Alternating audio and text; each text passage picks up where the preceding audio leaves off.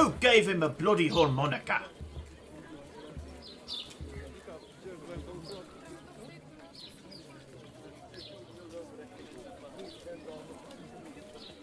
I hope I joined the right. All right, and welcome everyone to session 4 of Dragon's Demand. I'm currently, we had a bet going that if a certain Patrick turned off his camera, it wouldn't screw up the camera order. Oh, it's all screwed up. I am trying. You know what? I just fixed it. There it is. All right, so we are good to go. But welcome everyone to session 4 of Dragon's Demand, a Pathfinder 1st Edition actual play run by myself and 5 really cool people that I consider my friends. It's been a interesting journey so far. There's been some ups, there's been some downs. There's been enough spell books that might break the game. I don't know. We'll find out. A certain wizard Never. may or may not have gone into his room quietly by himself, and I don't know. We won't really go into detail. But with that being said, you see Patrick has it on his shirt. I do say that a lot. I really do say that a lot. Patrick made a shirt for the phrase that I say. It's my transition phrase. It's one of your canned statements. It's one of my canned statements that I use all the time. So we're going to go ahead and we are going to head over and listen to everyone introduce themselves. Then we're going to jump right into the game. And I think we're going to maybe go kill some wolves, maybe a warg, maybe kill some kobolds. We'll find out. But let's start with Blau. We'll go to Zeb, Patrick, Atomic, and Aaron. And then we'll dive right into play. Hi there, I'm Joe/Blau. I'm playing Epius Adrashan, the wizard. I'm Zeb. I'm playing Gris Hrutson, the ranger. I'm Patrick Likes Fantastic, playing Lucas, and he's a cleric. I'm Atomic. I'm playing Kalkadir, the Blood Ranger. And let's smash some shit, boys. And I'm Aaron. I'm playing Rikus Vol, the half-orc fighter. And I second Kalgadir's motion to go smash some shit. Yeah. He's got the taste for it now, and the spoils that come with it. It's got a taste of the good life. Absolutely. Beautiful. And I, of course, am Dare Wolf, the Game Master. So we last left off our intrepid adventurers. You had, I suppose we would call it, done a heist of sorts, maybe? Was it a heist? I don't know. Was there like you son of a bitch, I'm in? I don't know. I think there was some discussions. There may not have been a break-in. Did you actually break in though? We did it. Well, I mean, up here we would call it a B&E. But you had a key. Didn't We didn't break. Yeah, we just entered. No, see, like we didn't break on paper, but we broke in our hearts. Is anyone real heartbroken about it though? No. Not I mean, like, no. with the morality of it is. Oh, I mean, I didn't either, but that's because I'm Look, it was legitimate salvage, and the MCRN can suck it. Wait a minute. Wrong game. Yeah. Gotta love that. Gotta love that show. The RPG was pretty good too, but that's neither here nor there. RPG's awesome. Yeah, it was a lot of fun. So we are going to open our first scene back at the Wise Piper. This would be the later in the day, because you would head out very early in the morning. You had gone off to Hunclay's Manor. You had done a B&E. Terminology doesn't matter. You got in there. You almost got discovered. You were discovered. But a certain wizard may or may not have cast Vanish and slipped away with... How many spellbooks? Was it like 5? It was 15 6? spellbooks, I think. 15 spellbooks. 15 spellbooks containing... I believe it was somewhere in the order of like 25, 26 spells, all the cantrips. It was, the numbers don't matter. It was close to $20,000 worth of spellbooks. So it was a lot of spells. And that wizard has been by himself in his room, I suppose scribbling, as it were. That's what the kids are calling it these days. So we are opening our scene once again in the Wise Piper. The innkeeper, the Talia, is busy getting ready for the evening rush. It's kind of that midday lull, right after lunch, but a little bit before dinner. You've got a couple of stragglers here and there, layovers from the lunchtime hour. Some folks are coming a little early. Maybe they finish their shifts early or whatnot. But you all really have the run of the place to yourselves. So I'm curious as to what you're discussing, what the plan is, and I leave the scene to the 5 of you.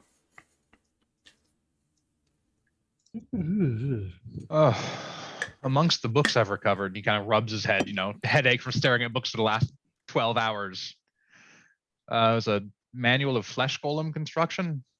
I believe I could make one with minimal risk if we were able to recover the bodies of those kobolds from the tower. What do they do? They obey commands and smash things very, very well. Is that necromancy? No, it's a golem. Okay. But you need dead bodies. Well, yes, it's made out of flesh. But they're not animated by their souls. They're animated by an elemental that powers them. I'm going to confer with my god. Epius shrugs. They're the kobolds. Who gives a shit? That was kind of what I thought. Certainly don't. Can you imagine the look on the other kobolds' faces when you have a giant golem made of their dead, possibly relatives, that goes and tries to kill them? It'll be hilarious. I'll need to find a Every workshop. time I go to sleep. I'll need to find a workshop to do the work in. So I'm probably going to go talk to the local farm, see if I can rent out one of their barns, because I don't fancy having to walk up into that tower and then having the chance of kobolds coming up out of the woodworks at me while I'm working. That is a conversation I cannot wait to see. What? You think I'm going to tell them what I'm going to do in the barn? I'm just going to say, get your animals out of the barn. I'll give you 100 gold. Fair. From one of the bars, from the bar itself, maybe 10 feet away, a man with a big bushy, like graying beard turns around. Did I hear 100 gold to rent out a bar? Give me a month, 100 gold. Sold! And then he will pivot back to the bar and be like, I'll take 2 bottles of whiskey. And you have a barn. Yeah, Epius will count out 10 platinum coins for him. That man looks ecstatic. As he Just need an address, sir. comes back, he gives you the address of the Hard Glow Farm, which is actually just south of you. If you look on the map, you'll see Hard Glow Farm is just south of where y'all are. I see. Which is brilliant. And he will run out with his 2 bottles of whiskey, and from the street you will hear him scream, Barbara, I'm leaving you. You can keep the farm. And you hear a woman screaming, what the hell are you talking about, Henry? And then there's some commotion outside. But please, proceed. I feel that my offer has had unintended consequences. Well, also now, if he's forsaking ownership of the farm, don't you have to negotiate with her? We'll cross that bridge when we get there. I think you've just been conned. I think that man's not making it out of town if I have. Epius is going to get up and go investigate. There's not a lot going on in this town. It's fine. We'll just revoke his kneecap privileges. I mean, Yeah, besides, about, like, about kobolds halfway and to the door, he's like, wait, yeah, we have a Calgadir. I'm not going to negotiate with some farm woman. We have a hope. Yes. What do you mean? What are you gonna do? Sick Calgadir on a I paid that divorce? man 100 gold. Absolutely. I struck a deal.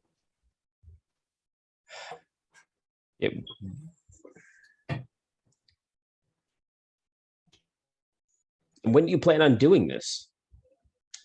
Whenever we have time. I mean, we can collect the bodies now. I mean, you all can go hunt the warg. I have no interest in doing that, but I'll go with you if you need me. That wasn't at the point of us helping you get those spell books. Oh, I want to be more prepared when we go hunt that warg. The warg? No, for the kobolds. I think having the wizard with us when we're hunting something that we're not entirely sure what exactly we're getting ourselves into would be... I'm perfectly fine coming. Like I said, I just need time to do this at some point. Right.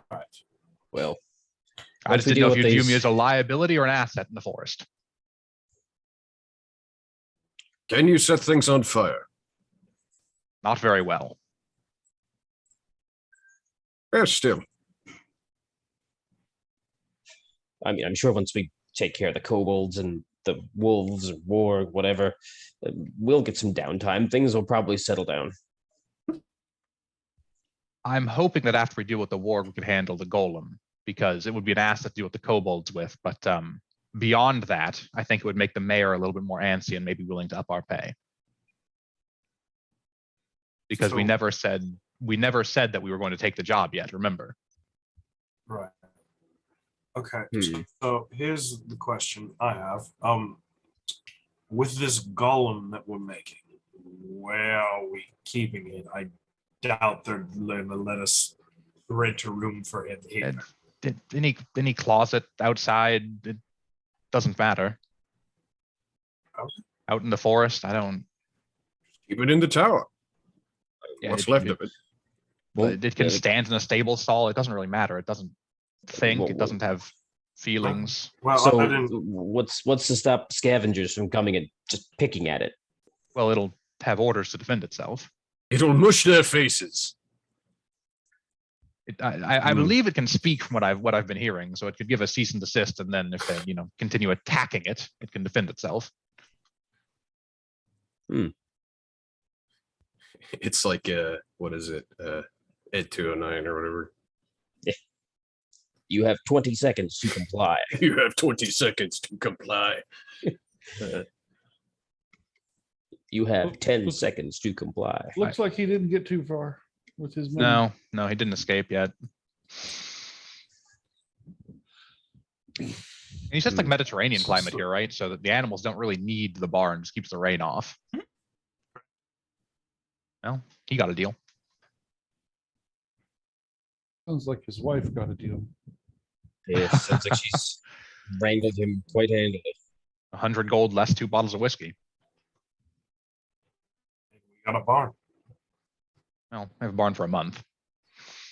So the wolves, yes? So for warg, whatever. Just Right. Tomorrow morning, Absolutely. dawn. Warg, then golem, then mayor, then kobolds. Agreed. How long is it going to take you to make this golem? 5 days. 5 days. 5 days if I hurry. If I get the unguents in time, and if I can get a good set of leatherworking tools, it'll take me 5 days. Okay, so we got to figure out how. I think we should do the wolves, figure out how soon the mayor wants his kobold thing handled, and then make a decision from there. Because if it's like, oh, if we're like, oh, if you do it quicker, we'll pay you more, it's like, but I think one step at a time. So Epius will shrug and say, I mean, if you want to be cut rather than the golem, that's up to you.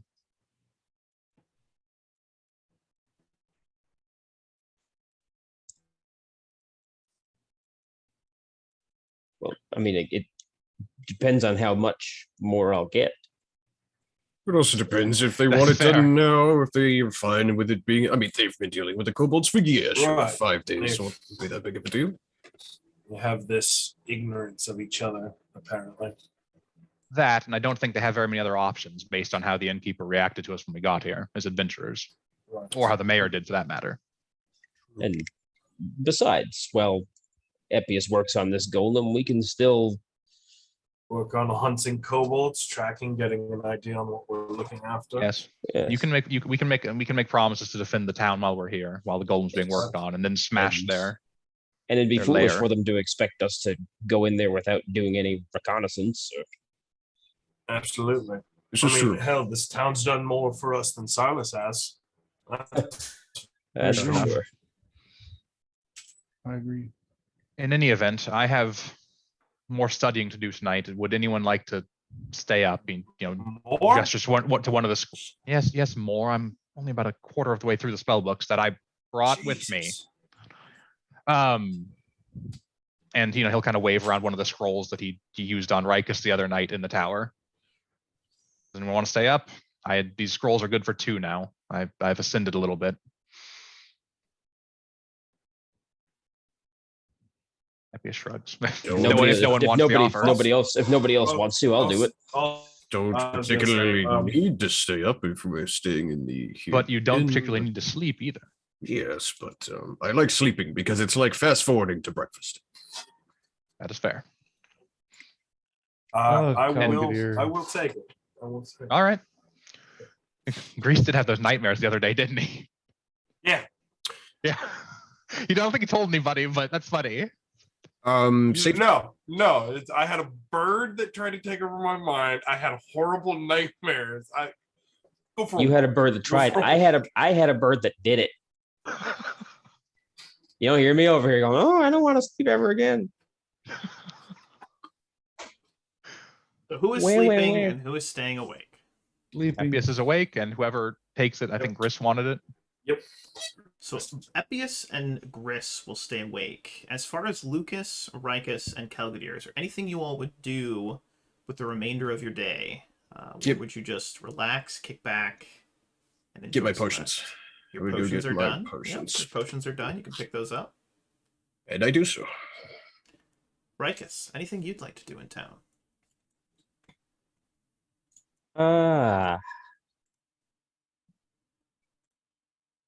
No, I don't think so. Not right now.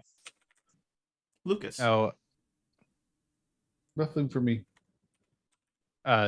Epius would like to go collect those unguents from the alchemist and the leatherworking tools from the leather worker, assuming he has an extra set. You're able to do so. Absolutely. Perfect. Marking off the gold. Beautiful. So as you all settle in, obviously Epius and Gris stay awake. The inn gets very quiet around 1:30 in the morning. That's really when things settle down. The innkeeper closes it up, gets to cleaning, and the actual interior is lit by just a few candles. You perhaps have a candle at your own table, or maybe there's a giant chandelier of some kind with antlers. There's a couple of candles lit, just a modicum of illumination, candlelight as it were. But as you were both sitting there at this massive table, the books spread out before Epius, I'd like both of you to make perception checks, please. Oh my god, I must be bored of the books.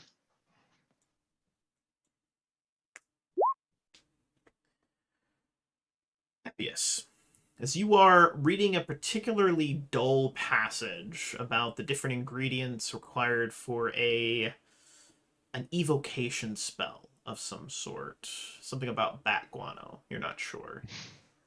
You ever so slightly glance up and to the right as a shadow seems to kind of catch your attention.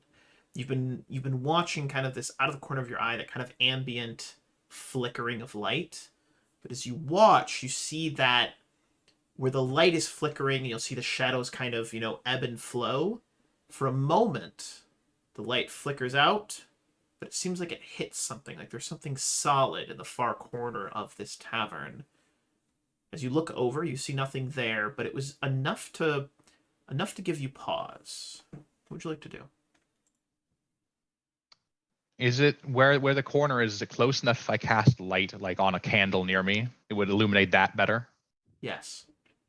All right, so he's gonna, kind of squint at the book and then cast light on the, whatever candle is beside him. So it, is rather than a candle, it's like a torch. Mhm.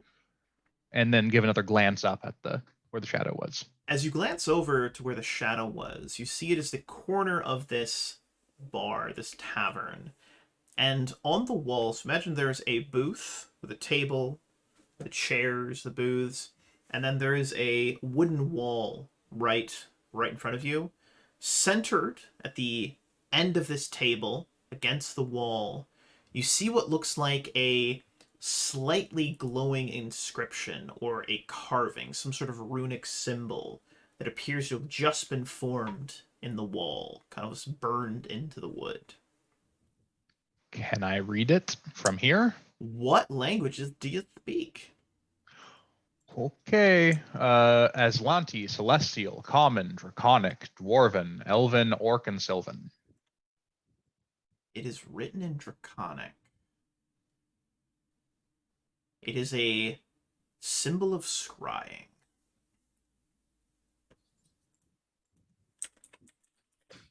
Interesting. Oh. I want to make sure I know what that does. It functions just like the symbol of death. When it's triggered, it creates a scrying sensor linked to you and centered on the symbol.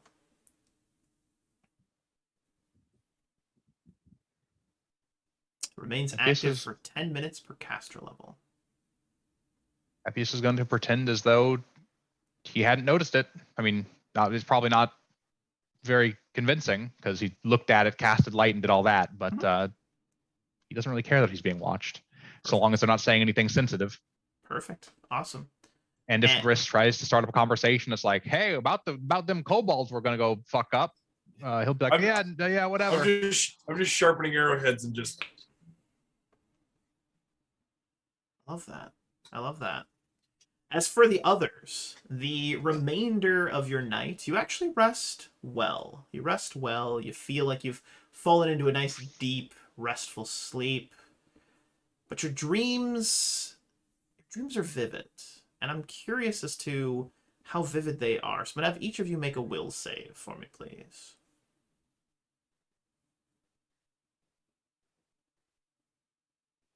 Okay. Calgadir.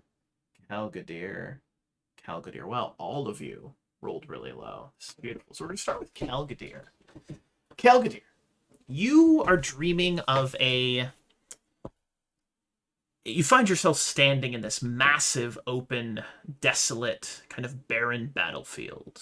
You look down and you see you're covered in gore and viscera. You've obviously been in some sort of horrific, bloody battle. You carry no weapon with you but your hands. Your hands appear more claw and beast-like. And as you turn them over, you see that the backs of your hands seem to be covered in glistening green scales. As you look around this horrific battlefield, you start to glimpse at some of the bodies around, and you notice that they have not been slain by those very claws on your hands, but appear more to have been melted by some sort of horrific substance. Their bodies are pockmarked and the flesh melted away from their bones. But as you look around, you start to feel angry. You start to feel hungry. And to your horror, you watch as you lunge forward and begin to consume the bodies and the flesh of the fallen. And I need you to make one more fortitude save for me this time. No, not again. Unfortunate. You awaken, and as you awaken, you begin to feel your stomach churning. And as it begins to churn, you pivot over the side of your bed, vomiting onto the floor. But what is most disturbing is that in the vomit, you see what looks like tiny bones. You don't recognize those bones. They seem... Well, I'll let your mind wander. Lucas. You find yourselves on a barren and desolate street. You recognize the street. It's a street from Cantares, and you see the banners and the symbols of Cheliax, House Thrune, waving in the breeze. And as you walk the streets, you look left, you look right, you see no one. You hear no one. It is silent except for the sound of a breeze whistling through the alleyways. But as you continue to move, continue to look, you feel like you're missing someone, like you're looking for someone. You finally turn down an alley, and at the end of the alley, you see a shadowy, humanoid-looking figure that appears to be wearing a tall hat with a red feather. The only color you see is that red feather. And you are filled with a kind of fear and a kind of longing desperation. I need you as well to give me a fortitude save. You resist the urge to run, and you watch as this shadowy figure before you seems to turn and talk to a larger shadowy figure. That shadowy figure looks to be reptilian, with giant leathery wings. All of this is just kind of black silhouetted dark outlines.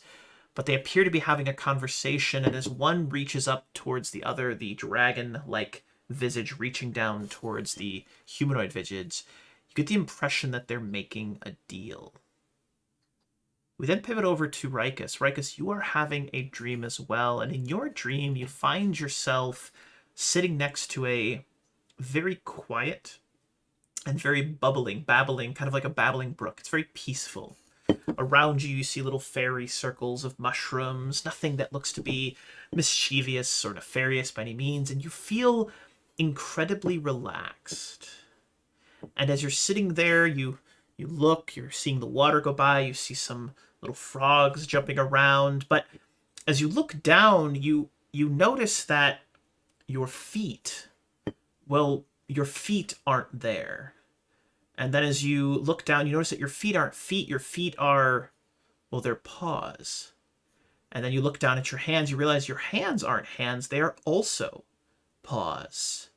And as you begin to paw around, you slowly make your way to the edge of the water where you can see your own visage, and you notice that you are a massive white-looking wolf. And I need you to make a will save for us, please. Okay, here we go. Got the fighter with that good old will save. You cannot resist the urge to arch your head up towards what was a second ago a beautiful cloudless sky is now a dark moonlit sky, and you howl. You howl until your throat begins to burn, and as your throat begins to burn, you realize that it is ice and frost that is flowing out towards the sky, covering the entire sky with snow and ice. All of the trees around you begin to die, and as you wake up, you go to scream, but you can't for a second, and you find that your mouth, your lips have been frozen together, and it takes a few moments, but they're chapped. Have you ever had really bad, like, frostbite? Almost like kind of frostbite on your lips? It's like that, and as you breathe out, you see this frostiness come out. It only lasts for a few moments, but that is how your nights go. I've had really bad, like, cold wind burn lips. I grew up in rural Canada. Yeah, you know what I'm talking about. You know what I'm talking about. Yeah. And with that being said, thank you, Patrick. That is how your nights go, and nothing else happens. If you get back to sleep, that's up to you. If you stay awake because of the oddness of these encounters, also up to you, but you all congregate back down at the Wise Piper in the main room. The morning crowd is beginning to shuffle in. Epius, how many more spells have you copied into your own spell book? None. That was the big list I gave before was including up to the morning of leaving Beautiful. for the works. Beautiful. Absolutely beautiful. So you all congregate back down. You've got some breakfast. This morning's breakfast is ham. Ham and eggs. That's what we got this morning. It's pretty good. More ham. Oh, Nice. I lied. I can light shit on fire real good now. I have burning hands.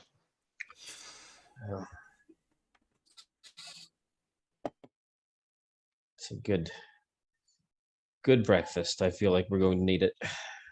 You look like shit, Rikus. What happened?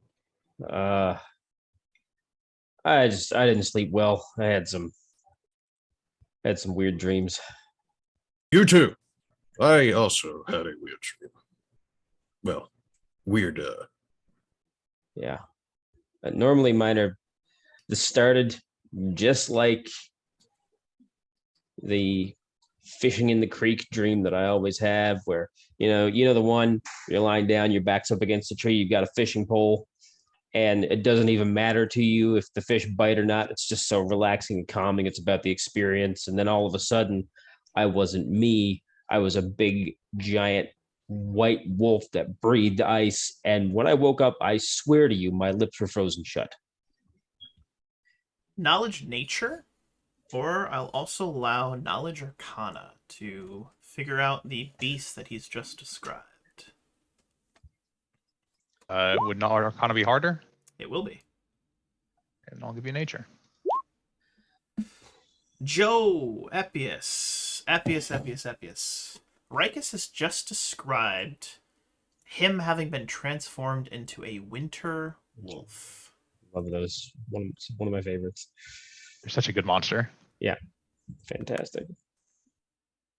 He'd share that. And have you ever heard of that kind of a beast before? No. I find it strange your mind would come to that naturally, if it wasn't being influenced some other way. It sounds. So you're sure you've never come across what? Listen, I've never seen one before. I can't guarantee you for a moral certainty that I've never heard a story about one, but there's nothing I recall consciously. Understood. But this was very specific. Yes, the frost breath, I don't believe is attributed to any other kind of canine creature. Not one I've ever come across. Was it malicious? The dream? It felt more like,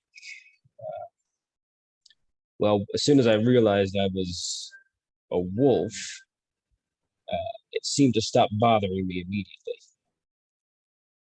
And it was more about me asserting myself over my environment, letting everything else know that I was there.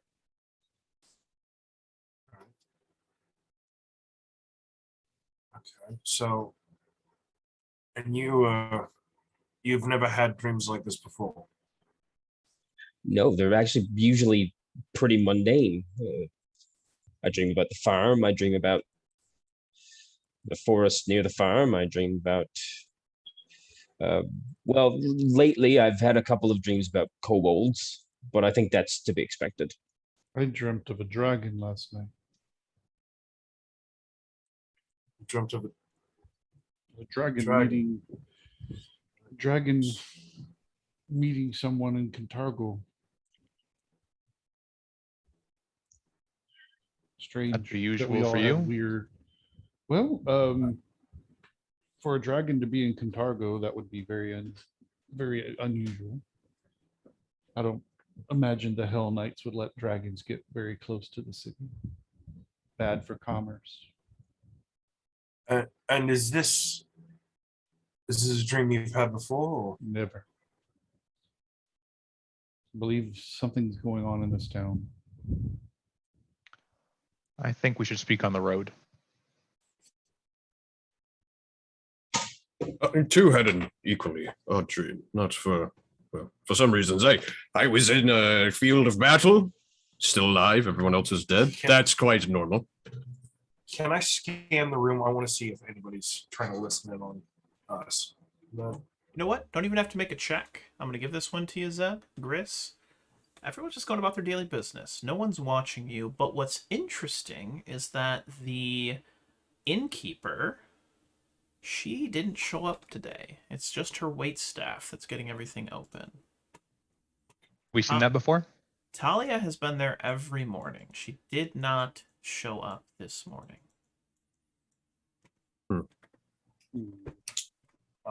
Right now, Gris is a little shaken, I think, from learning that everyone else has started to have these dreams.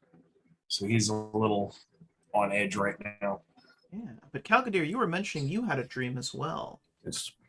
And I had no weapon, but I looked down upon my hands and they were clawed and had scales. And,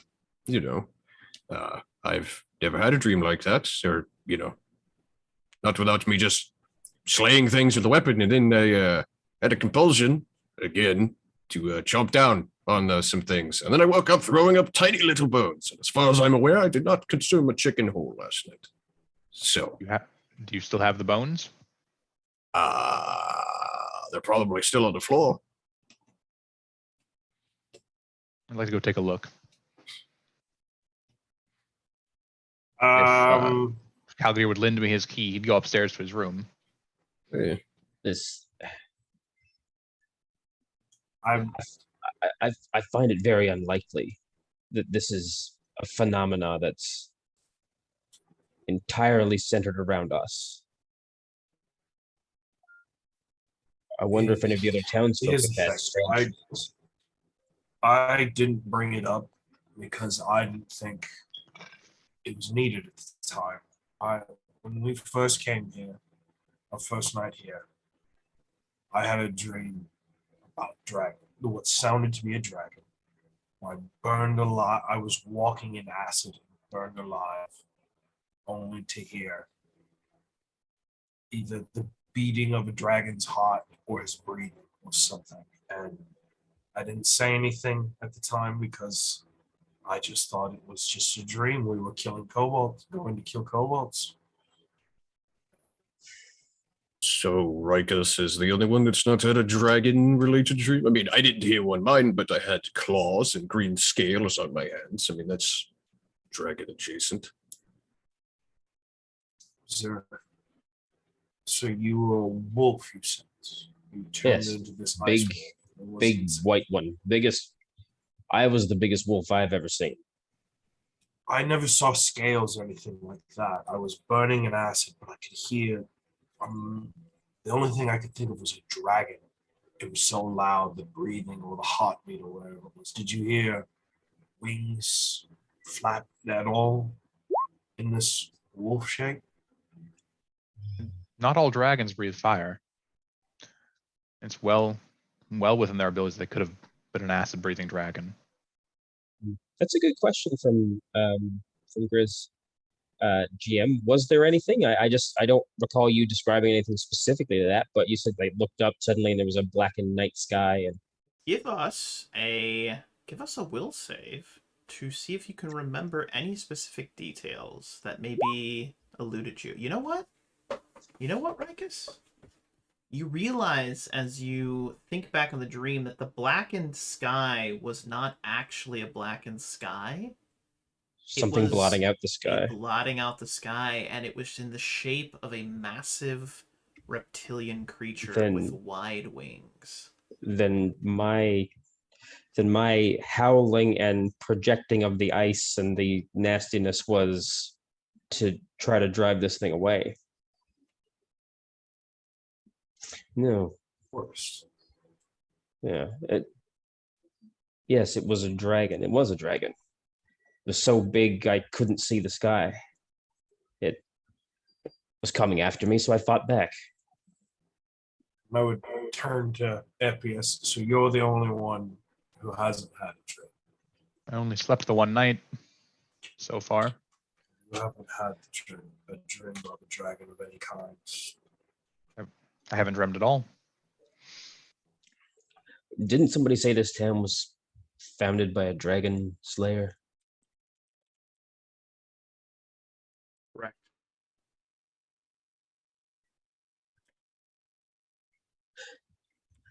I'm not a magician or anything, but I mean, if it's built on the site of a battle or on, obvious, would be dragon remains hold any magical properties that could do this? Don't think so. I know they're useful to alchemists and such, but I've never heard of just a burial site having this kind of effect. The blacksmith had a pair of gloves. I didn't think anything of it at the time. I thought they were a type of leather, but they were scaled up to the forearm. You want to go in and take a look and see if I can identify them while we're there? See if we can check on your breastplate? Well, yes, I'd like to go check on his progress. It's only been a day, but I'm paying a lot of money for it, so I think I have a right to be a little discerning. It's a small town. They're not going to fault you your entertainment, I don't think. I'm going to be honest with everybody. I'm slightly unnerved here.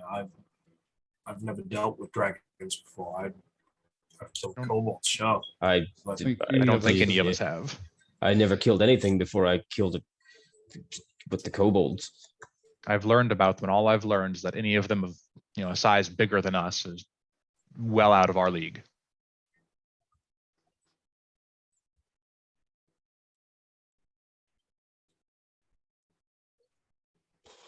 What is going on in this fucking town? Let's go take a look at the blacksmith and speak some more on the road. Aye. So as you head out towards the blacksmith, conveniently located right across the street from where you are, the Abacus Smithy. The smith, as it has been every day that you've been here, is underway. You see the black smoke rising up from it. You can hear the furnace working. You can hear the young lad working with him. You could hear Bacchus saying, "Not too much more air. Keep it light. Keep it light. Good, good. Consistent pressure. And good. And all right. Now we plunge." And then he does, his blacksmithing thing. And as you all approach, he is out in that little courtyard-like area, just a little overhang, kind of like almost like a little car park port. But it's a blacksmith port, I suppose we'll call it. And Lean-to. it's a lean-to, exactly. Thank you, Blau. And he is working, and it gives you a moment to look at him, analyze him from a little bit of a distance, before you actually speak with him, if you so choose to. So I'm gonna try and knowledge nature his gloves. See if there are any kind of, normal Why don't ass. you roll Knowledge Arcana instead? Sure. Good man. Ah, those scales? Those are red dragon scales. Which are, survey says, resistant to fire. Yes. Is that the kind of dragon that was slain in this town? we know? The dragons, there was actually several dragons that were slain in this town. History says that one of them was red and one of them was black. All right. Well, he'd give everyone the nod, the yes, that's what we're looking for. That's the thing. And then he'd, bring his like leather working tools up, say, "Hey, can you get these sharpened up?" Just so we didn't show up and like I'd point at him and walk You away. got a thing. I don't trust you. Yeah. Them But some nice gloves you got on. He'd drop off Wait, his you the know. new leather working tools and ask him to sharpen them up and make sure they're in good shape, and then head off. Perfect. It rubs the lotion on the skin. Or else it gets the bad dreams again. All right. Jesus.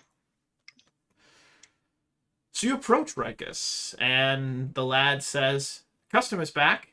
He looks over. "Ah, my good man. I'm actually working on your breastplate right now. It's mostly just a hunk of metal, but it should be done on time. In fact, if things go well, it might be done a little bit early."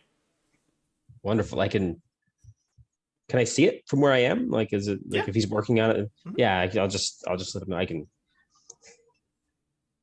I see that it's unfinished, but in my mind, I think I see what you're going for. And he will And point, and he'll show like the little like curvature and where it's going to mold around.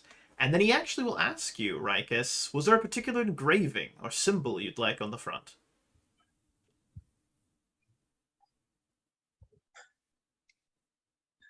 Yes. I'd like a wolf's head. He tilts his head to the side. That request seems to strike him as slightly odd.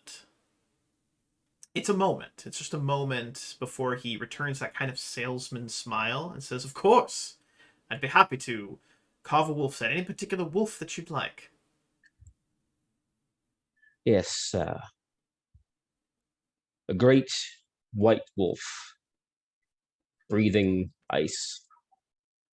Yeah, sense motive check.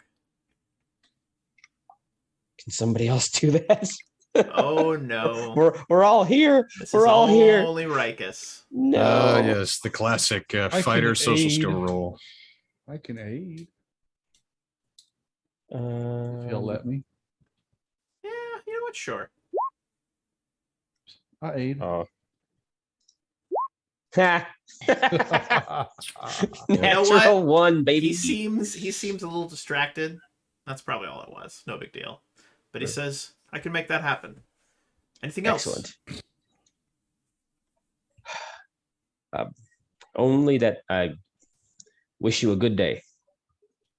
Very well. Carry on. And happy hunting. Thank you. And he turns back, commands his apprentice to keep the fire stoked, and all of you are able to head off onto the road and begin your journey to Well, you tell me where you guys want to head off to. I'm going to actually move you over to the Dragon Fend so you guys can see what you're working with. We were told Where? a specific farmstead, right? So it's not a I farmstead. think it's Old just- Quarry Road, isn't it? Yeah, Well, it's- yeah, they told us where, like, what direction, but they had told us Yeah, that a specific farm, I think it was to the north of the town, that had been hit Yeah. by wolves. Abraxas Yeah, branch, previously. which is what was getting hit. Because that was Calgador's point or idea was it might be worth going and talking to whoever owns it, see if they saw anything, other than just wolves or whatever, just gather some intelligence before we piss off to Right. actually go handle it. Sure. Probably stop at what was it? Adaya's furs, I believe. Mhm, mhm, mhm. Try to ask to see if any of the other huntsmen who've brought her Trappers, yeah. pelts have come across any tracks, any kill sites. So Oh, nice. between going to the farm and requesting information and discussing with the furs, the proprietor of the furs, I'm going to have you make a diplomacy check for gather information. I can help with that. No, I cannot help with that. I love it. God, get all these nat ones out of the way now. It's in the right place. Diplomacy, you said? Yes, sir. Yeah, nice. You know Oh, what? There's been some rumors, and simply that, just rumors.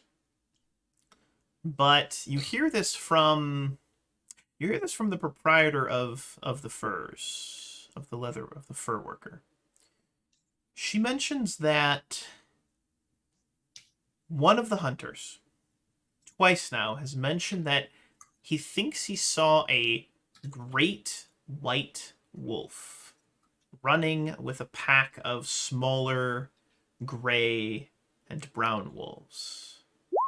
And he could swear that he saw frost emanating from its maw, which seems odd. That type of creature is not native to this place. So she brushes it off as just hunter's fatigue, she calls it. And she smiles looking at your bow and makes a comment about, of course you'd know what I'm talking about. Having been Aye. in the woods too long, you start to see things. Keep sharp for that.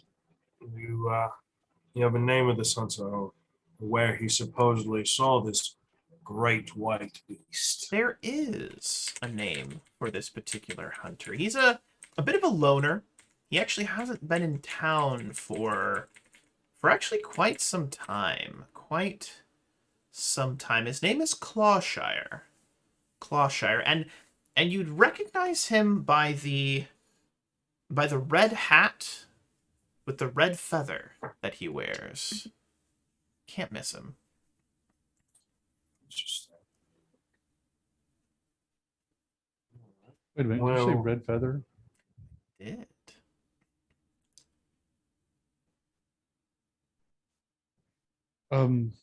He'll step up to the person.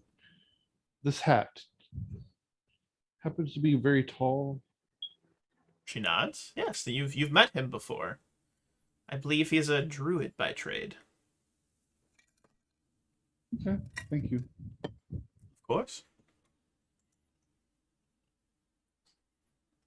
Have you any ideas of the last place he was or where he went to set up camp? He was due back in town roughly, well, just before you all arrived in town, but he hasn't returned. It's not unlike him to head off into the woods for longer than expected, but I'm sure it's nothing. We're trying to track down at least this pack of wolves. I doubt we're going to run across any massive wild white wolves that can bring frost, but we heard that they're snatching sheep and we're investigating. Just looking to make sure all bases are covered before we walk into the wood.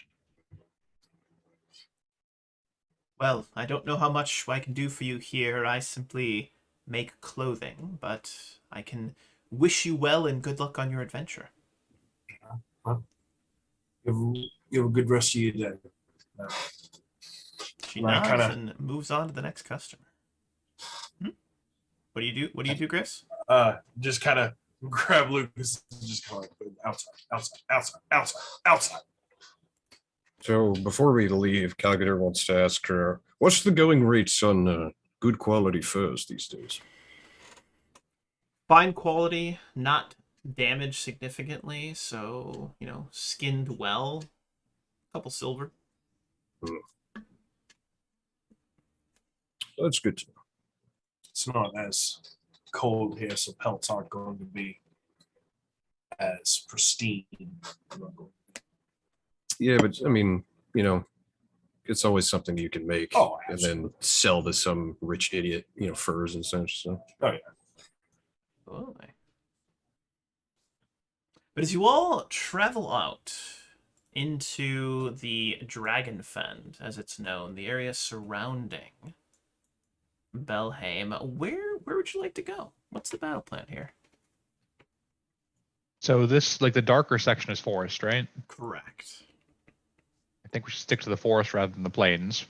So we shouldn't go Yeah. too far. Yeah. Especially if they're preying on the farms, they're not going to be that far out there.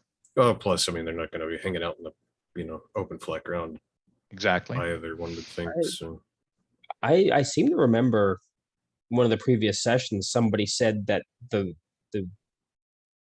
warg or wolves or whatever that we're supposed to kill was seen past the flooded quarry along the old quarry road. I have drawn an X in the general area as to which the wolves have been spotted more regularly. Yeah, so it looks like it's in the hills of the Dragon Fen. yeah. Right. Yeah. Only about a mile outside of town, if this is accurate. It is accurate, yes.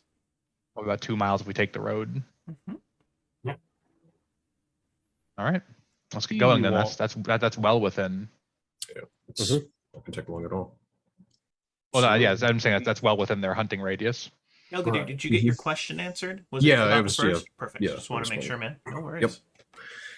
So as we pivot outside, as I commonly like to say, we watch as the five of you begin your journey along the old quarry road. It travels through a relatively dense forested area. You see the occasional deer, a couple of chipmunks, a squirrel, maybe even a raccoon sitting at the base of a tree, chewing on what looks to be a couple of grapes. Where it got grapes, we don't know, but I digress. And as we proceed on and you walk, it's actually a very nice day. It's partly cloudy. Doesn't look like there's going to be any rain. The sun, it's warm. Maybe a nice like 72 degrees with a nice cool breeze. You might want to bring a jacket, but you'll probably be okay if you don't, kind of weather. But as we proceed on, you eventually come and you round this kind of what looks to be a flooded quarry. It's an old quarry where they had mined for raw minerals and whatnot. It's been since abandoned. This is apparently where the kobolds actually reside, just outside of town.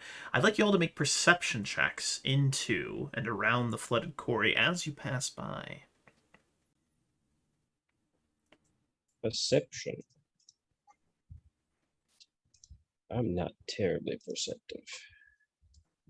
And as they're walking, Epius would share that they were being scried upon in the inn, and explain that would take a quite potent spellcaster to accomplish. Yeah. Second one. It's beautiful. It's beautiful. His job is to get stabbed, not to look for stuff. Beautiful. Beautiful. I love these rolls today. I'm very excited to get into combat. So, Oh yeah. as you proceed on, you look into the Really flooded good. quarry, and it appears very abandoned. Apparently, kobolds reside somewhere deep down into the quarry, but with your cursory glance, as you're just wandering by, not really looking at it too intensely, you don't see anything of any great note. You'd likely need to move down into the quarry, and it's a good 120 feet down. It's a pretty deep quarry, but you proceed on, and eventually you break the edge of the forest. You break into this open plains. And as you look roughly a half a mile or so away, you see this small outcropping of what looks to be a kind of a rolling hills-like area. And I'm going to have everyone make another perception check on that little rolling hills area as well. What could go wrong? Everything. Ah, there it is, Lucas. Oh, Rikus. On the peak, the crest of a hill, due east from your position as you break the forest's line, the edge of the forest, about a half a mile away, you see what looks to be a small gathering of, and with a nat 20, you see 6 wolves just sitting in a line, looking in your direction. Just 1 2 equidistant apart, just sitting and staring at the 5 of you. he'll hold a hand up to sort of stop everybody and point up there and say, "I'm not an expert on wildlife, but is it normal for 6 wolves to sit in a straight line like that with the same distance between them and just watching like that? It just seems, well, Eerie. let's just say Wolves are skylined on the. I'm put off by this. Say again, Being led Chris? by a warg, they are intelligent. What did you say, Chris? They're skylined up on this hill. Yeah. Okay. Exactly. Yeah. No. I like the term skylined. Yeah, that's exactly what they are. They're skylined on the hill. I like Yeah. that. That's not natural for wolves to do that. There. As you're all discussing it, the one on the left, and the next, and the next, and the next, all the way down the line, turns, almost like dominoes, and then they head back down the other side of the hill, disappearing from sight. I had to guess the warg would be preparing an ambush for us. Curious. You said they were intelligent, I guess. The wargs, somewhere between a child and a teenager, in human Well, terms. And couple that with the cunning of a beast. Indeed.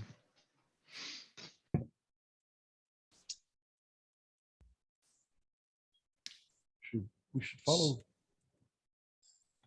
You spring the trap, or I'm prepared to deal with the beasts. I have 3 castings of sleep ready, so if they come at us in large clumps, I'll be able to knock them down. I can't imagine they're very, even being led, they're very willful. So we spring the trap. I think that's the only way to do it. How are you approaching this area? With my feet. With your feet? You can walk in there. And your I think feetsies. while think- walking you can dance. I think we should have Calgater and Rikus in the front. Epius and Lucas, kind of more towards the middle, and then Gris towards the The rear. back. Yeah. Since he's got the my range. crossbow out, loaded. I like it. I like Epius it. has his finger guns out. As we're approaching, I just- for tracks. Yeah, I just don't want Epius to get clever girled. That would be awful, yes. Never good. So as we watch as the party begins to make their way up and towards the hill, I'm assuming you're being safe. You're not rushing in all willy-nilly, as it were. Mhm. You're being intelligent and smart. Yeah, taking no, your time. we are not shotgun rushing their compound. All right, Yeah. which is a lot of fun. Hashtag It Chronic is. King Rush, but I digress again. We watch as you get to the same spot where these wolves were, and as you look down, the hill travels down relatively steep. You can see a kind of trail that's been worn into the grass, likely the trail that these wolves use to head up the hill and down the hill. It's a wolf trail, as it were. And it leads down a pathway, and it leads towards a more of kind of a rocky kind of outcropping. And in the center of this little rocky outcropping, you see what looks to be a small cave entrance. I'd like you to make a knowledge nature, or I would say actually geography on this one if you've got it. Knowledge geography on this one. Do not. Yeah, I don't know anybody. Anybody who usually I takes think knowledge. Zeb might have that. Maybe. Yeah, hang on. My internet is doing everything it can to die me. It's okay. While we're waiting for that, can I see survival, see if their tracks deviate off this wolf trail? Absolutely, you can do that. I just want to, it's like, oh, they all go that way, but then there's like a pack of them waiting to flank us or something. I Yeah, don't you can wanna... position yourselves as you see fit on the map here. It's a 27, do you? They all travel down the hill directly right into that cave with 0 deviation. I don't make sure to point that out to Gris, who I assume is a much better tracker than than I, but still. You guys hear me all right? Yeah. Fine. Okay. My internet is doing everything in its power to die, and I'm just trying to keep it alive. You're good, brother. We'll figure it out. No big deal. He's like full motion video on Sega CD. Okay, so I lost a little bit in there. It's okay. So You're back. wolves are okay. Yeah, they went straight into the cave. Wolves are in. Ooh. You're rubber Yeah, it's banding. bad. You're rubber banding. No,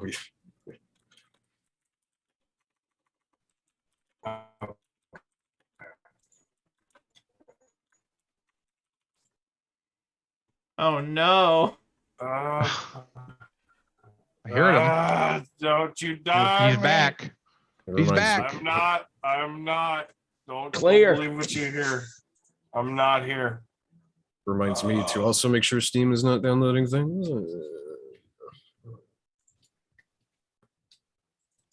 I have no idea why it's dying on me here. We will roll with it and figure it out, Zeb. If we need to, I can always post. You're looking good now. You're looking pretty clear. Nope, I spoke too soon. He's gone again. But we will figure gotta- it out. You just got to stop mentioning it when he looks good. Just leave it. I'm going to leave it. Don't say anything. Next time he looks good, I'm just not going to say anything. Not That's going to right. say anything. So we see this scene. Calgadir, to answer your question, they don't deviate. They head straight towards the cave in a single file line. And with that good roll, those tracks are fresh.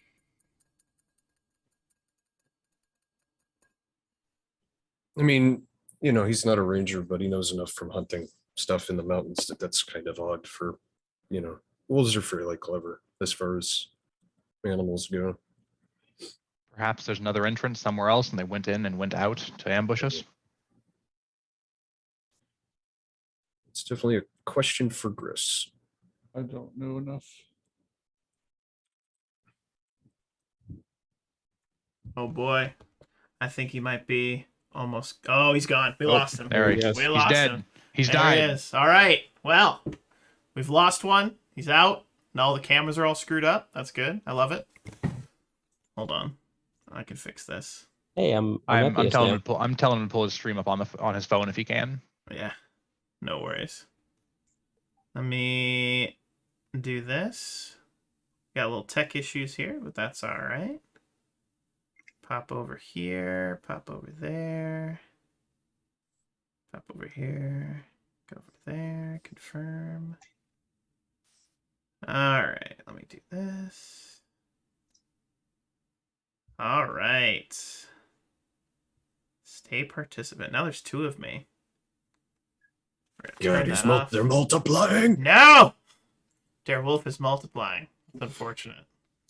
All right, we're gonna give Zeb a second to hop back in here, so that he can continue to play with us. Hopefully his internet comes back. If he doesn't, hey, it'll be a shorter session. That's okay. I don't want him to miss out on the combat. But while we're waiting, I'm curious. I'm curious from everyone. We're gonna ask a second question. We do these prompts at the beginning of every session. It's what I do. I like to do icebreakers with my players. Super fun. They hate it, but I make them do it anyway. I would like to know we're going to go around the table, what is your favorite moment, 30 seconds or less, your favorite moment in a tabletop role-playing game that you've had in your entire role-playing experience? Favorite moment you've ever had. And you know what? I'll go first. My favorite moment I've ever had is every time I do a cliffhanger at the end of a session, the look on the players' faces of "God damn you, I hate it, but I'll be back next week." It's a great feeling. Yeah. It's a great feeling. I love it. Every time they're like, "God damn it, Wolf," and it's just they go through the 5 stages of grief. It's beautiful. As Symbol had mentioned. So that's my favorite moment of role playing games. And yeah, what about Aaron? I want to hear from Aaron. God, so many. You know what? Here it is. Apocalypse World. I was playing an insane post-apocalyptic lounge singer who was a pyromaniac, and I walked up to the GM's sort of final boss character of the campaign, who was on a burned out, high rise. We climbed up all these flights of stairs. They had their back to us and were like monologuing. They were addressing this multitude below them, like, we are going to storm the wastelands. We're going to do.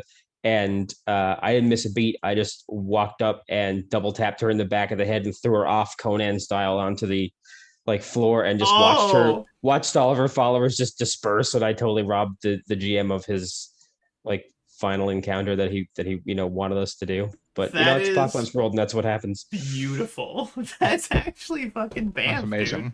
That is a good story. I like that. Patrick, what about you, man? Most recent one was when I went after with my character who was a 13th level Cavalier, Order of the Pike, Hell Knight, and Wrath of the Righteous. And Wolf had whipped in a way overpowered Nocticula. So Nocticula is the queen of the Midnight Isle. She's a demon lord. This was her first, her number one, her second in command. Her second in command. Yeah. So CR 24, I think it was CR 24, 25. 25. And she pissed me off. And I decided everybody else was leaving. And I just decided to walk up and ambush her with my long spear. Here's how this conversation went. He's like, I stab her. I was like, are you sure? He goes, yes. I was like, cool, roll. I was like, no takesies backsies. Let's go. Yeah. And proceeded to just hammer us into oblivion. It was fun. Because everybody else came running back in. I thought I'd TPK'd us all, but no, we managed to figure out a way. So that was the most recent. What about Blau? So the relatively recent thing that I remember vividly was after storming essentially 2 dungeons under time pressure in this scenario. I was playing a paladin and I was completely out of resources. I was out of 5 smites. I was down 20 lay on hands. I was spent. And we knew we had a dragon encounter next. And it turns out this was not only a dragon, it was a contract-bound dragon of devils. Oh. So I couldn't touch it. I had to roll a 19 to hit the fucking thing. Because I was good and it had all kinds of resistances against me. Sure. So during this fight, I said, I'm just going to pray. Divine intervention. So, I got down on my knees and started praying for divine intervention from my god. I was rolling a D100 every round. And nothing came of it, obviously, because I never got my 100 or whatever the criteria might have been. But we ended up winning the fight. And as I hear the dragon's corpse crash to the ground, I stand up and say, it worked. by Abadar's light, we have been saved. I refuse to believe that it was not the divine intervention that killed that dragon. It was obviously your prayers. Exactly. That saved everything. It was obviously your prayers that saved everyone. That's beautiful. And you know what? Since we're on it, I want to hear from everybody else. Atomic, what was your favorite recent or old RPG moment? Yeah, it's not too recent, but it kind of I kind of had a moment very similar to Aaron in a 40K Black Crusade game where we were playing, so we're all Chaos Space Marines, and we're fighting another Chaos Space Marine warband, and this big baddie, whatever, and he's sitting here running his fucking mouth. That's why Warpsmith, which is like a tech marine, whatever, just goes up, injects a scrap code virus into the whatever system, turns all of his defensive turrets against him, and the oh shit moment of, well, fuck, and then he just gets absolutely pasted by all of his own shit.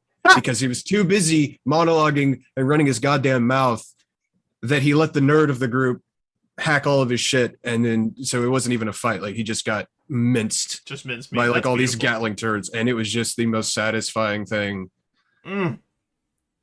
Chef's kiss, beautiful. And last but certainly not least, Zeb, what is your favorite RPG moment in recent history? Can you guys hear me all right? Beautifully. Yep.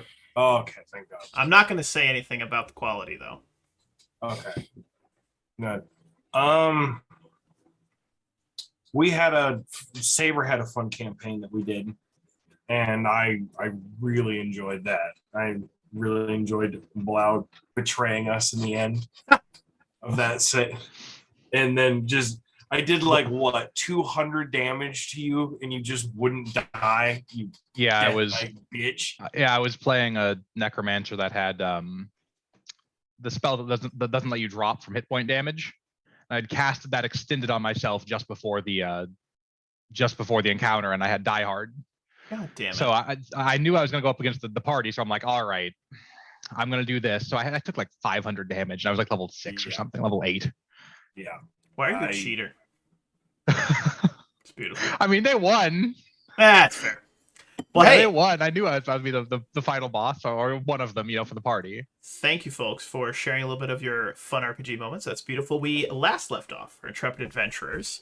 You guys were making your way into what we presume might be a wolf ambush led by a warg. Kelgadir had identified the tracks as having seemingly, and it was a good roll. I mean, you saw the tracks. It's pretty obvious. It doesn't look like the wolves were trying to hide, but they go straight into that cave. And I'm curious, how do you guys want to proceed forward from there? We don't see any bigger, older tracks around. None. Well, We don't want to go straight into the cave. And they're not going to come out. I think we're at an impasse. For all we know, they could be doubling back on us now. I mean, yeah. I mean, Good. Sorry, can we skirt this this hill, this steep hill that has the cave entrance? See if we can find another cave entrance. Mm-hmm. You may do so. You find no additional cave entrances. There is just the one. So it just goes in and they're in there. Okay. So it's either frontal assault or we have to wait and see if they come back out. I mean, or we do some dirty shit, like, open up some historical tactics and like just pile up the front with brush and light it on fire and smoke them out. I was going to say we could smoke them out, but how deep is this cave? Yeah, exactly. All right, who brought out the white phosphorus? We could try. Yeah, little Willie Pete. I can start the fire fairly easily with a cantrip if we have. We enough just need dry- enough brush, and dry it's brush. winter, so it should all be pretty dry, right? Mm-hmm. If it's Mediterranean winter, I should say. Very dry. Right. Very dry. All right, let's collect brush, pile it up in the front, shove it in there, and then light it up. So as you begin to gather up the brush, there's a couple of dryish looking trees around here you can see on the map. You start to gather up that supplies and maybe even get a couple of branches, some twigs and whatnot started to get piled. When go ahead. Sorry, Eppius. can I say something? Eppius, with his grand strength of 8, is going to stand in the center with his finger guns ready of sleep. Love it. And it's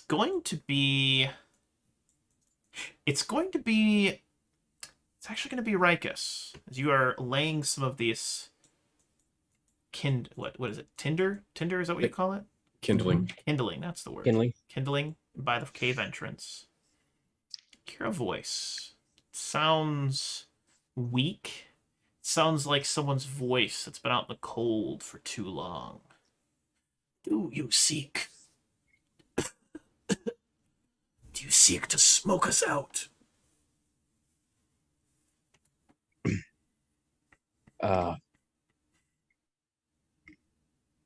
We're who are you? Chris, who are you? I am the leader of this pack.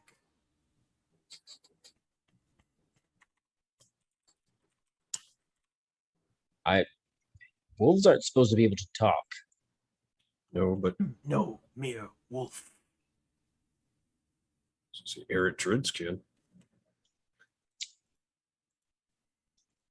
From inside, you see two glowing blue orbs. Appear to be eyes looking at you. What was the name of the druid that's not showed back up to town again?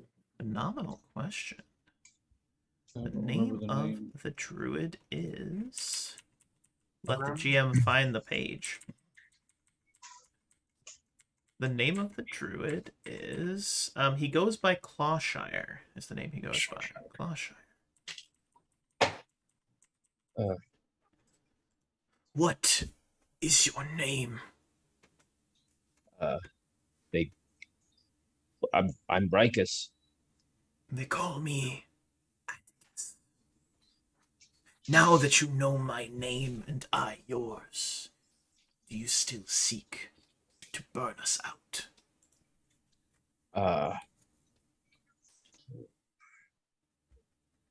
Well, the townsfolk really don't like you eating their livestock.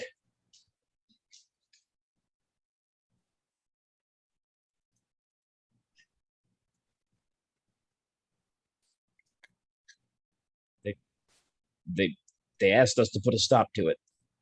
Now, putting a stop to it could be having a fight about it, or since you can talk, it could be having a conversation. Seek sustenance. It is available.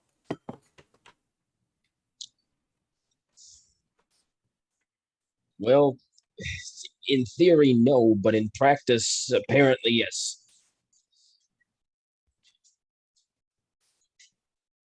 Who are you talking to? And he'll just point like I just Two picture like glowing blue eyes. he's still like partially placing a log down or a pile of branches, and he just has it. And I think it would be interesting if you are maybe 10 or so feet away from the cave entrance. Yeah. Everyone else can be, you can position yourselves where you see fit. As stepping out just about halfway into the trickle of light that is making its way into this cave entrance, you see a massive white winter wolf. But what you notice is that it's favoring its left front leg, and it walks with a bit of a limp. Its right leg appears to be either broken or very wounded. You see there is a where its fur is matted with old blood, and it's kind of like you've seen a dog that's hurt itself. It's like limping with it, and it slowly makes its way up. Would leave if we could. Looks down at its paw, looks over at you. Does this wolf look familiar to me from a certain dream? Yes. Yeah. Okay. So Rikus would say, "I know you." The wolf tilts its head, much like a dog would the one ear going up, one ear going down. We have never met. No, but I saw you in a dream. Tilts its head the other way, one ear going down, the other ear going up.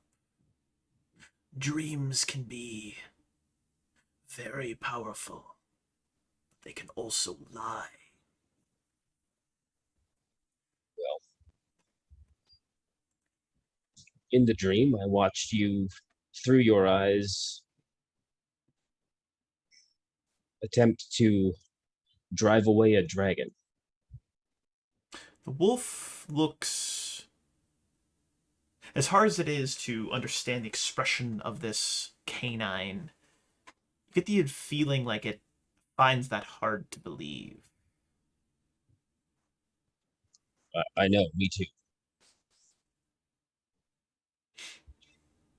If you weren't injured, you would leave. It looks back, and you see that there are at least 7, perhaps 8 smaller wolves behind it. I would take my pack elsewhere. And I guess Rikus just turns to everybody else. I mean, Tell me, we can't hear him, so well, I guess Is- he'll just call to them that it's offering to leave if it can have its wounds mended. Is that telepathic or is it speaking? Speaks common. oh, Yeah. I'm sorry. It can talk. His If name is if- Atticus. If he's willing, I can do a heal check, see if there's anything I can do. What wounded you, Atticus?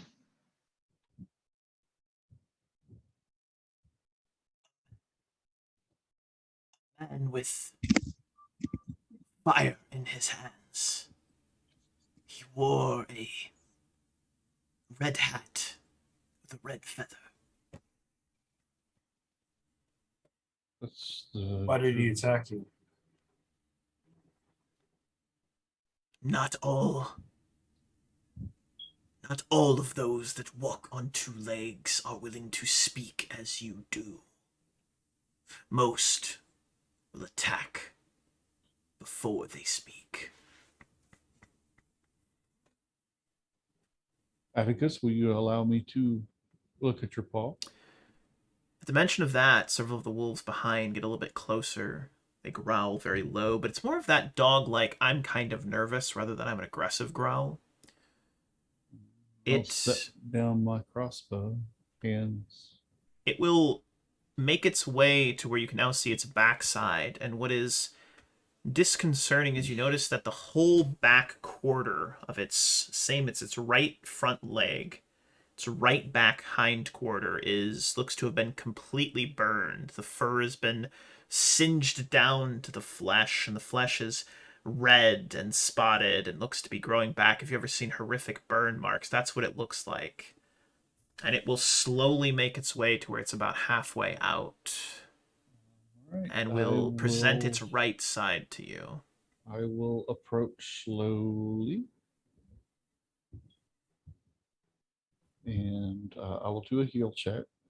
See if it's too late to heal him with magic. At So- this point, Go ahead, please, Epius. sorry, at this point, Epius is going to turn and start looking out at the surrounding area rather than the cave. Mhm. Just posted up. Epius, it's quiet. You don't see Okay. anything. Very quiet. That was a good roll, though. I like that nat 20. Damn. Epius sees all. Sorry, The- sorry, Rikus. He's a scrying wizard. It's all good. Mhm. I'm just eating all your rolls, buddy. I think No, it's my that's- second nat I 20 mean, this session. as long as somebody gets them. Yeah. And So I rolled a 20 on with the heal your check. 20 heal check, it is going to take several healing spells to heal it up, but it's fixable. Likely the reason it hasn't healed is because it's naturally healing, and that's going to take a long time, a very long time. Well, I can call upon my goddess to accelerate the healing. If you would see me made whole, I would take my pack from these lands and travel east deeper into the woods. What do you know of these lands? As I grab my holy symbol. These lands are befouled.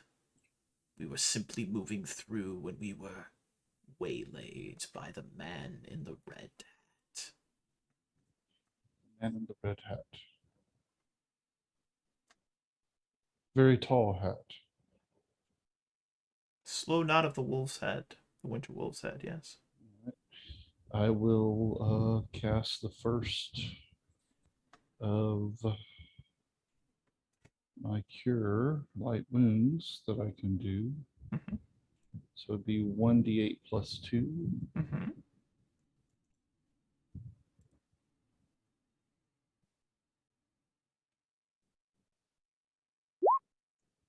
You So- watch as a bit of the fur on its back seems to start to grow.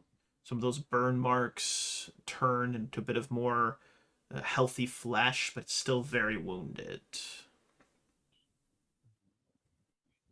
that would be my plus spell. Okay. I will do so again.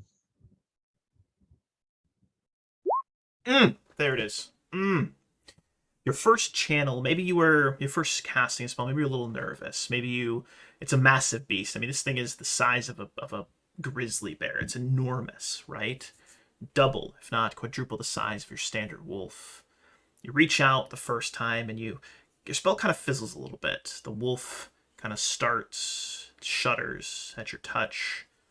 And then you realize, nope, this is what I do. And you reach down and you focus the energy on its right front paw. And you watch as the leg seems to, you can hear the bone almost crack and then realign itself. And then it puts its paw down onto the ground and seems to stand a little taller. And you watch as this magic, this golden white energy flows up its right side over to where those horrific burn marks are.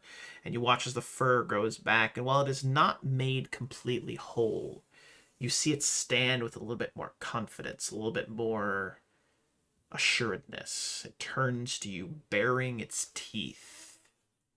Thank you.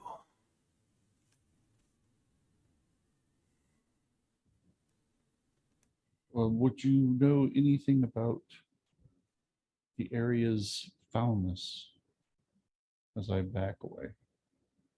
A dark presence. A dark presence seeks to claim these lands for its own.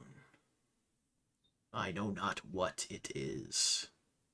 And now that I am made whole, I will not stay to find out. Back away further. Get back up. Get my crossbow. It turns towards the 7 wolves behind it. It seems to growl low. The wolves respond to growling low, and though being very calm and very careful, you watch as it moves its way out of the cave. The other wolves move themselves out of the cave, kind of flanking behind it. And unless you choose to stop them, all of these wolves, the large winter wolf waiting, they move their way in single file up and over a hill to the east and begin traveling away. The winter wolf waits until they are gone from sight, then turns to you all. If you had any sense, those that walk on 2 legs, you would leave these lands. Only death awaits you here. It will turn, and then will very quickly gallop off in an attempt to catch up with the rest of its pack, leaving all of you to yourselves. Whew. That went better than expected. Indeed. Surprisingly. Calcadir, I figured you would be upset that you did not get to get a new wolf cloak. Well, I mean, I had the dream about the wolf. If anybody got the cloak, it would be me. I prefer barefoot. But I like the way that ended out. Maybe we can go in and see if there was anything to their cave. Wouldn't be a bad idea. As well. Get my lantern out, light it, because I don't have the light cantrip. I'm Nepius will cast light on Rikus if he wants to go first, just so he can. well, I was thinking I have 2 left feet and apparently can't see anything except wolves on the top of hills. I can stand out here and guard your rear if you'd all like to go in. All right, and he'll cast on Calgadir. Whoever wants to go first, he'd cast light on. Calgadir will go first. I've got my lantern. Yeah, I just want to save our frontliner a hand. Perception check as you investigate this area. Ooh, Kelgadir, you are looking around and you notice that this cave appears to be Lucas. Well, it appears to be likely at one point it was part of a larger system that is caved in on itself, but as you are poking around at the far corner, it's only about maybe a 30-foot kind of like oval shaped area. You see what appears to be a small, not a small, medium-sized chest. Just kind of like, imagine it's like buried in the side of this like dirt wall. You can just barely make out what looks to be a little lock, or maybe like a little handle just sticking itself out. It's blending in with the dirt because it's made of brown and it's covered in kind of mud and ichor and nastiness. Not ichor, but mud and nastiness from being buried for a long time. What do you do with that? I mean, he'll definitely point it out. You know, I mean, he's, you know, he knows enough. He's like, you don't suppose that thing could be trapped, do you? Like magic on it at the very least. I could detect Massive poison. white wolf. I mean, wouldn't be the craziest thing we've seen this morning. True. I think if it were trapped, they would have set it off inadvertently, having lived in this cave. Well, I'll detect poison, see if there's a poison over there. No poison? No magic? You are detecting magic. You are indeed well, it's detecting magic. You are detecting moderate transmutation. As well as... let's see here. least we can do is pull it out of the wall. Get a better look at it.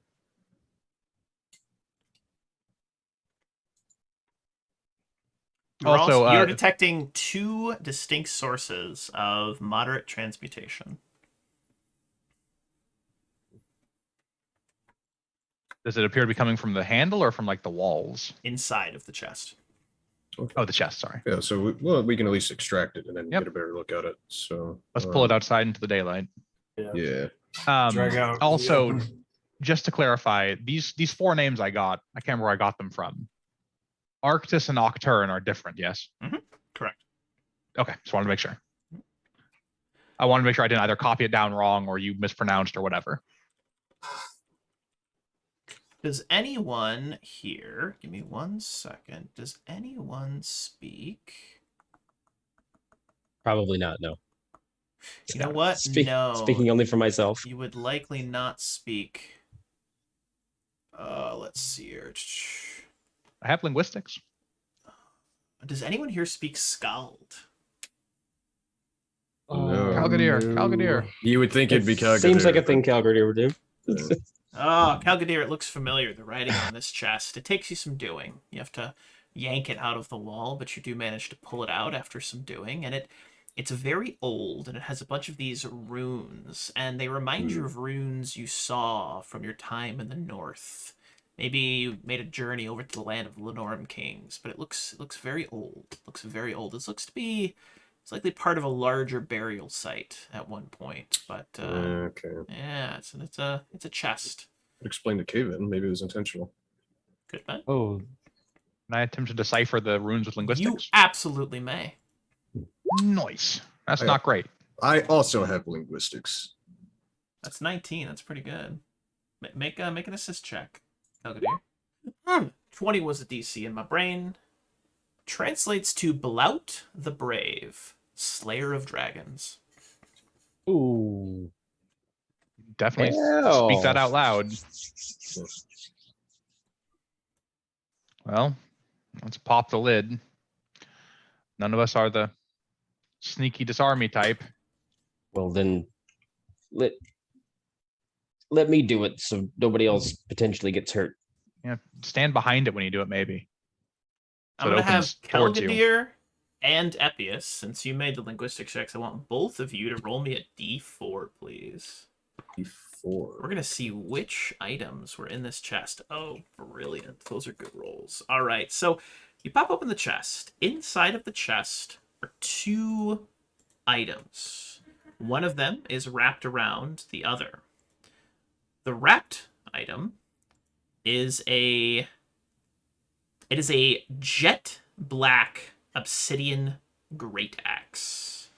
Looks to be made completely of obsidian, other than the handle, which is wrapped in a very thick, old, but very finely crafted leather.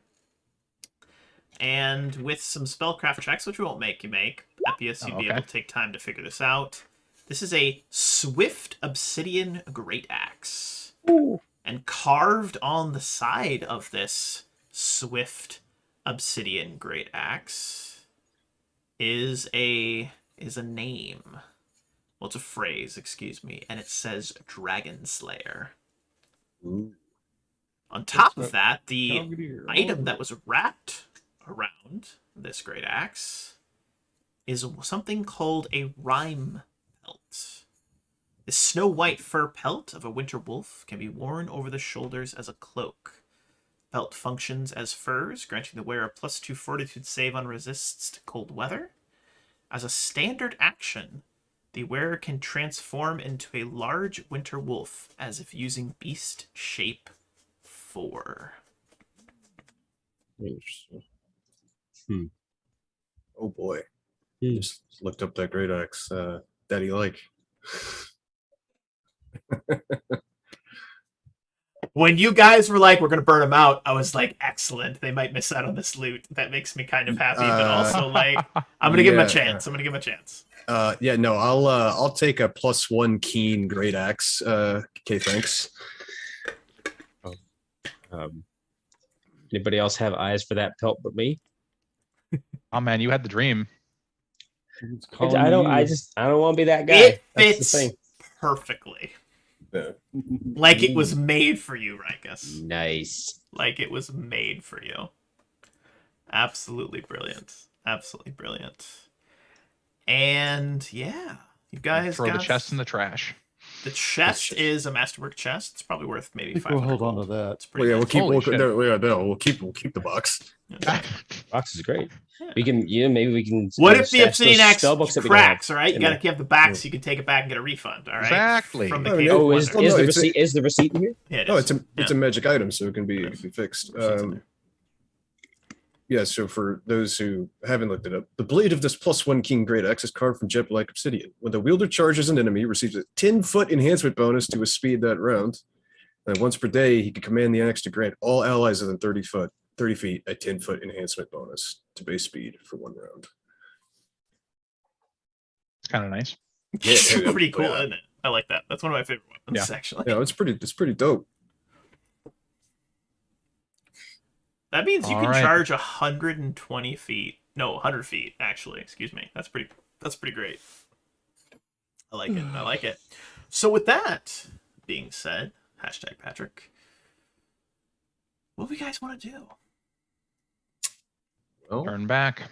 We Yeah, did go our back. job. go back to town and be like, yo, we solved your wolf problem. Pay us. We might not get our payment. They might want the pelt. They want True. Oh, they want the Well, head.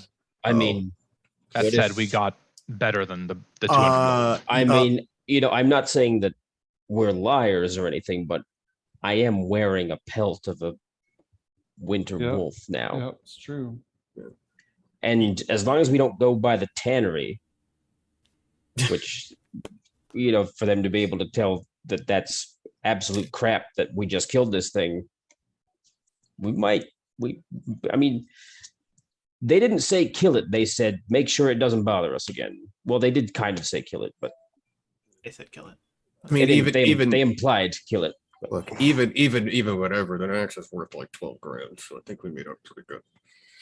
I'm not saying we did, but Yeah, I mean, we can always just tell them, hey, we wolves fucked off, and We drove them from these lands. yeah, exactly. We They will trouble you no more, good citizens. burned out their thing or whatever. They're gone. I like it. Either they believe us, they don't. But 200 gold, whatever. We made out like bandits. So Oh, yeah. Like literal bandits. So you head back to town. Your journey back to town is relatively uneventful. As you round the quarry, though, the old flooded quarry, I'd like you all to make, you guessed it, some perception checks, please. perception checks. Ooh, there we go. 16. That's pretty good. Now that since we know there's supposed to be kobolds around, could either Grisserig do survival for tracks instead of perception? Calgadir. That's Oh. big brain energy. I love it. Gris, Calgadir, give us some survival checks, please. I mean, survival's better for me too. So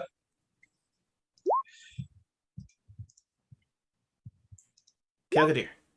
Yes. There are several kobold tracks, but you notice that they are only only fresh ones are simply patrolling the quarry. They are not moving out from the quarry, as though they have just been doing the patrols and not leaving the quarry.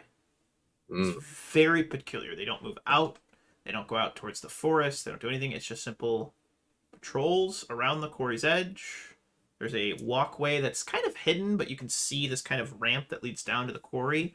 And with those perception checks, you see that about 150 feet or so down into the quarry, on the east side, there is a small cave entrance, and you can just barely make out a couple of tiny little bobbing kobold heads from deep down in the quarry. They're within bow range if Chris wants to shoot them. I think we shouldn't step on the anthill just yet. Not yet. We want to buy our time. Yeah. Slowly puts arrow back. He's like, oh.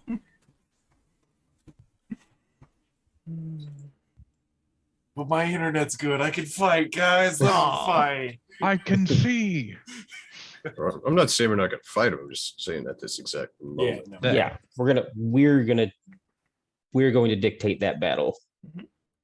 When and where and how it happens. Plus, we should officially accept the job before we fuck up any kobolds. Because Exactly. you Then know- we might Well, not you get paid. killed them before you said yes to the job, so technically those You did 10 it on your own kobolds, time. those are on your time. We're not going to pay you for those. yeah, my That point. was As a matter of fact, pay up the freelance adventurer tax. Yeah. This was not sanctioned by Now the you owe council. us. Now you owe us for your job. So, Epius, So- how many corpses do you need? I think 12. that was more than we killed in the tower, right? Yeah, you're short a couple of corpses. But there's kobold bodies all through the tower, all through the rubble. You That's know true. what? You know what? Well- You know what? You know what? You know what? You guys haven't been back to the tower in a few days. You guys want to head back to the tower and see if you can find some kobolds? Some kobolds. We could do that and then Mm, find yeah. a good spot to if we had to store the golems, because that second floor was still more or less intact, right? Yeah. So Well, I have good news and I have bad news. Which do you want first? I want the bad news first. All right, bad news is all the kobold corpses are gone. That's unfortunate. The good news is All the kobold corpses are gone. actually there's no good news. That's just bad news. But you managed to get into the tower without any issues. Well, like they're all gone from the inside too, Correct. and the outside. They look to have been dragged away. And what I'm going to do is I'm actually going to move you over to the tower. Wasn't And there the a under whole tower, part? there is a hole up in the corner. Right. Let me ping you over to it. Yeah. Yeah, there's a hole right here. This hole right there led out of the city east towards the old quarry. And we did think there was a necromancer, so I don't know. That son of a bitch, he's stealing my bodies that I was not going to necromance. Ah! He's doing evil things with my completely neutral thing bodies. Bastard. son of a bitch. Big corpses in a burlap sack. It's not against the law. I'm not doing anything wrong. It's not a law. It's not necromancy. It's arcana. It's arcanum. It's wizardry. That's You necromancy. son of a bitch, you're making a ghoul. It's definitely necromancy. I'm not breaking any laws. This is sanctioned. It's like that Key and Peele sketch. But is it against the law? But it's against law. It's against law. But is it against It's the against law? law. It's law. The law. The law is against the law. That's a good one. Yes, it That's is a a good good one. skit. That's a good skit. Well, we want to go check out the quarry. I mean, we're not down anything except for a little bit of healing, right? I think let's go talk to the mayor, see about Humane this whole contract spells. thing, Mhm. and then do it. The Or if contract we is wanted to still risk, open if you simply want to go there and be like, "Hey, mayor, you son of a bitch, I'm in." Contract's yours. so She also mentions that if things go well with regards to this contract, that she will be opening up Hung Clay's Manor and will need a group of adventurers likely to ensure it's safe to be distributed, and they'll have a big auction once that's done. So she may be willing to hire you to go and investigate his home to make Oh, sure wow. it's free of traps. I think, That would be excellent at that. yeah. I mean, we got time, right? I don't know. We I got mean, it time. seems like I don't know. Maybe if you insist. Yeah. Like, I mean, twist my arm. I mean, yeah. why does this bearhead have an axe stays up. It's funny like that. It's weird. It's It's art. weird. Art's weird. Art's weird. Arts are weird. I mean, Yeah. you could tape a banana to the wall and people pay money for it. Like, what the fuck? I don't know. Anyway, whatever. It's fine. No big deal. It's all good. I like Oh, that. holes in the floor. Yeah. Well, So I want to offer to the group. We are about to head into a pretty massive dungeon crawl when it comes to this Kobold Caves. It's about 10 o'clock where I'm at. Do we want to get into it and then kind of pause mid-combat? Or we could stop here and then be ready to dive into it at the beginning of next session and likely be able to get through the entirety of that dungeon crawl in one session versus breaking up the combat. I'm happy to pause mid-combat just so we don't have another wind-up Mhm. next session. Mhm. And so we have a little more time after the dungeon if we do finish. Perfect. I mean, to be fair, I got off work literally 20 minutes before we came to play, and I have to be up pretty early in the morning. So for me, my preference would be to not pause mid-combat. Here Yeah. would be my thought with this. We're not going to have a spin up next session. It is going to be you guys accepting the contract, open. and we are going to cold open with you at the quarry's edge, diving into this dungeon. love it. Well, That's right. what we're doing. Go ahead, Do we Lucas. want to go in through the top, or do we want to go? That is the underneath? question. How do you want to enter? There's two entrances. There's go I through say the we- cave in or go through the I top. say we go through the ass end and backtrack where those bodies were taken. Just All right. the only negative is kobolds are small. We are large. and that might is be a- unfortunate. Either way, it's going to be a problem. Because with the quarry, I can cover from the top and shoot Yeah, down. let's go. Let's go Hmm. top down. All right, that I'm works. done. Go top down. And are So we doing even- it tomorrow or the same day? Oh, Well, let's do the next day because that way yeah, I'm full. next day. I'm All right. full What up. is- Well, if So we do, what we'll if do we do is- it, if we do it the next day, my breastplate will be ready. Yeah. Yep. Hey, also hey, that. Rekus, roll me a D100. High or low? Low. Experience would teach me low. D100, you say so? See. He's a man of his word. He gets it done early. You have your best plate for next session. Beautiful. Hey, Lovely. And what time is it that we get back roughly? It was like noon. It didn't take you long to get to where you Got to need get our go. money for the wolves too. Yeah. or see. You get So your I money mean, for the wolves. Mhm. is there anything else we want to talk to the mayor about? I mean, other than just like, hey, you son of a bitch, I'm in, or And it was 200 gold total. Mhm. All And right, adding it to everyone the for list. today's session for completing the wolf quest, for defeating the wolf encounter, and just overall being pretty good badasses, you get 1,500 experience points today. Nice. Good session, everybody. I wasn't Yeah, sure if that so was going to run close. into a fight. I wasn't sure. I was very interested. 4850. 48, Everybody- 50. is that So where you're we're at? almost you were almost to level 3. Only 149 XP to go. You know what? You know I'll- what? You know what? Here's what I'm going to do. oh I boy. don't want you to level Nope. up mid-session. Mhm. I'm going to give you guys level 3. Oh, 150 what XP. a Get that extra nice- 150 XP because we're so close. I don't want you to level up mid-session because that would be tedious. And I think you guys being level 3 moving into this next part is going to be beneficial to you. Also, good job. I really like this. This has been a fun. Yeah. This has been a fun one. I'm really enjoying this, guys. You're doing a great job. So we will be off next week. We will be off Yeah. next week because So August Kelgadir 1st. is going on a kick-ass vacation with his lady friend, and the rest of us will be probably chilling. I will actually be running a Marvel RPG one-shot, and it will be in the same time slot as this. So if you're into Marvels and superheroes, we're going to have some fan favorites on the stream here. It should be a lot of fun. The game is going to be called The Schemes of Commander Puzzling Cheetah. Don't ask me where I came up with that name. I may or may not have been drunk at the time. No, I'm kidding. I don't drink that much. But with that being said, as Nah. Patrick's shirt says, that's so funny that you did that, dude. That makes me so happy. Any final thoughts, questions, comments, or concerns from the group before we sign off for the night? As Grisk, can I end this as I would like to stake out the quarry from the woods? You want to get some intel? A little bit, yes. Give me a survival check. Where's my little Yeah, icon? that's right. I gotta, There He it wakes is. up surrounded by kobolds. oof. Yeah. Re-roll until you get at least half Kelgadir when you level Yeah, up. Re-roll it's until you just get at least half. 7. 16. Zeb, For staking it out and for getting a lay of the land, you will be able to grant your party a +2 to initiative for the first 3 encounters of the dungeon. Nice. Nice. As you know what to expect. Remind me of that next session. Write it down on your little board, and then I will give you some flavor text on how you do that as well. But thank you, all of you wonderful folks, for playing. Thank you to the viewers for viewing. I'm very excited to see these fine gentlemen back here in 2 weeks. We've got a souped-up Calgadir. We've got a souped-up Rikus. We've got a souped-up Epius. And very soon, we'll have a souped-up Gris and Lucas. And I'm very excited for that to happen. But with that being said, there it is. Thank you to the players for playing. Thank you to the viewers for viewing. And happy gaming, everybody. Catch you next time for Session 5 of Dragon's Demand. Good night.